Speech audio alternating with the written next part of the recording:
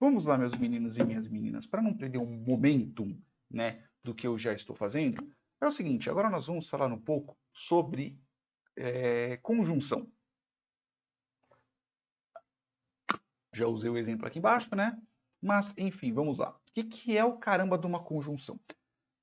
Agora, quando nós estamos tratando sobre conjunção, disjunção, implicação, biimplicação e afins, nós estamos tratando sobre o quê? Nós estaremos tratando sobre coisas moleculares.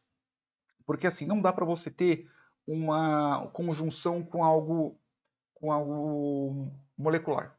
Então, por exemplo, o que é uma afirmação molecular, vamos dizer assim? Eu gosto de maçã.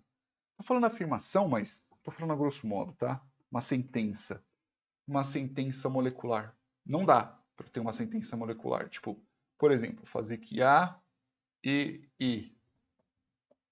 O quê? Mesmo que eu tivesse A e A, agora é molecular.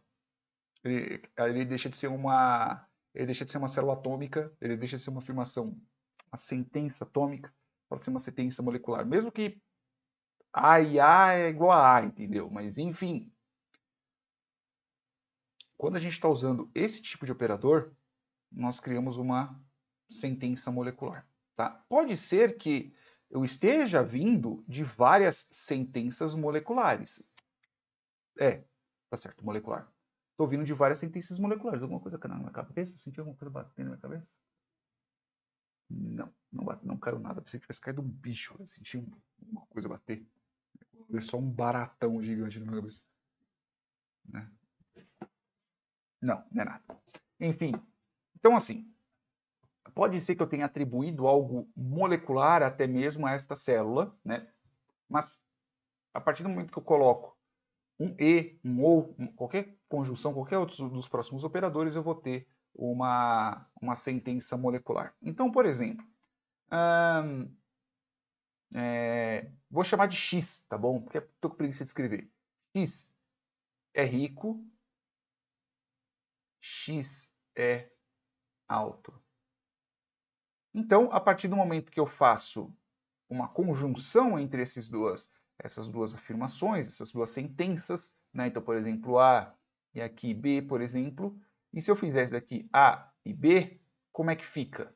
Fica X é rico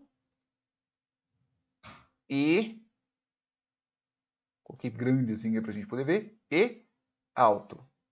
Não precisa repetir o X, tá? Não preciso falar que a fulano é rico, fulano é alto, fulano é rico e fulano é alto. Dá, tá bom? Mas a gente escrevendo desse jeito, quando a gente escreve desse jeito, já parte do pressuposto que a gente está falando da mesma pessoa, estamos falando da mesma coisa, estamos falando de alguma outra, sei lá, de uma casa. A casa é bonita, a casa foi feita de lajota, né? Então, se eu falar que a casa do Joãozinho é bonita, a casa do Joãozinho é feita de lajota. Então, a casa do Joãozinho é bonita e é feita de lajota. Não estou falando do Joãozinho, estou falando da casa do Joãozinho.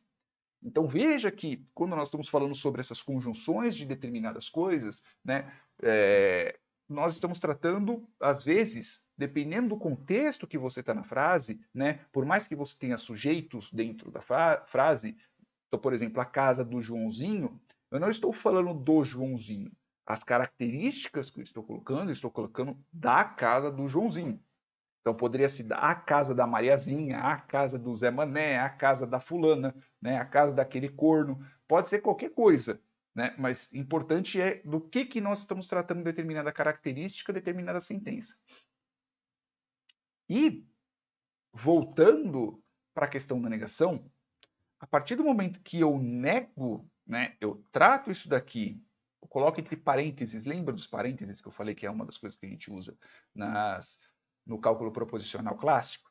A partir do momento que eu nego essa afirmação, eu nego essa sentença que eu tenho aqui, né, que é uma sentença em conjunto, eu não estou negando uma, eu não estou negando outra, eu estou negando a sentença em si. Então, é praticamente falar, é falso que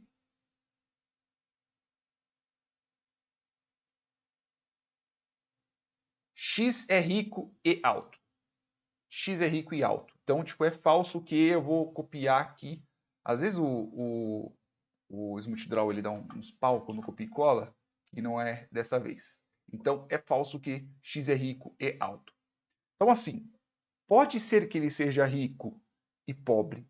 Ele pode ser rico e baixo, por exemplo. Pode ser que ele seja alto e pobre. Pode ser que ele seja rico, pode ser que ele seja pobre e alto. Quando eu faço a negação, eu não estou negando um, nem estou negando o outro. Eu estou negando ambos. Estou negando as duas coisas. É lógico que é diferente, por exemplo, se eu tiver uma afirmação assim. Isso é diferente. Isso é muitíssimo diferente.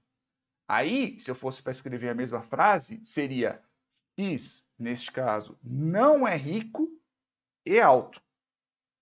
Se eu fizesse dessa forma aqui, é que eu coloquei a negação bem grande, tá? Aqui. X é rico e não é alto. Se eu fizesse isso daqui, é X não é rico e não é alto.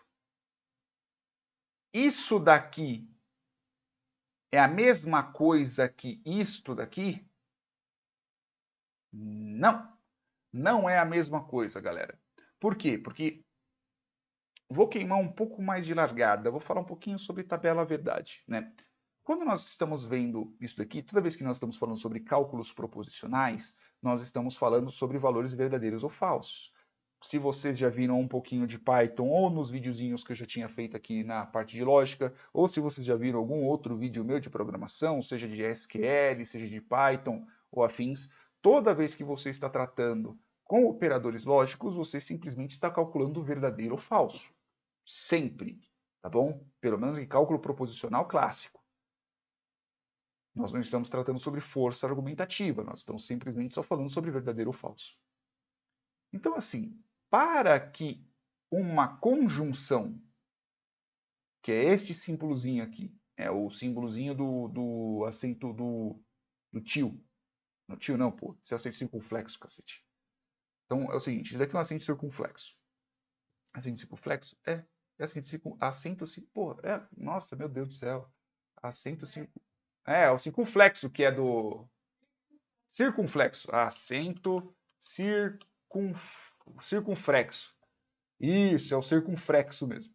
Né? Eu estava falando circunflexo. É o circunflexo. Circunflexo. Circunflexo. Circunflexo. Circunflexo. Então, o acento circunflexo, ele representa a conjunção. Então, e. Para que a afirmação, a afirmação, é que às vezes eu confundo sentença com afirmação, tá bom? Para a sentença que ela teve uma conjunção, ela ser verdadeira, ambas as partes que estão sendo conjuntas, se é que eu posso falar desse jeito, elas têm que ser verdadeiras. Elas têm que ser verdadeiras, né? Então, para que isso daqui seja verdadeiro, só este pedaço, que é o pedaço dentro do parênteses, para minha sentença ela ser verdadeira, o x, fulano, ciclano, beltrano, não estou falando em funções ainda, que eu estava sem ideia para colocar um bendito no nome, né? Para eu poder fazer isso daqui, para isso aqui ser verdadeiro, essa pessoa tem que ser rica e tem que ser alta. Se ela for rica e baixa, não é verdadeiro. Se ela for pobre e alta, não é verdadeiro. Se ela for pobre e baixa, não é verdadeiro também. A minha sentença, quando eu estou fazendo uma conjunção, ela deixa de ser verdadeira. Ok? Ok.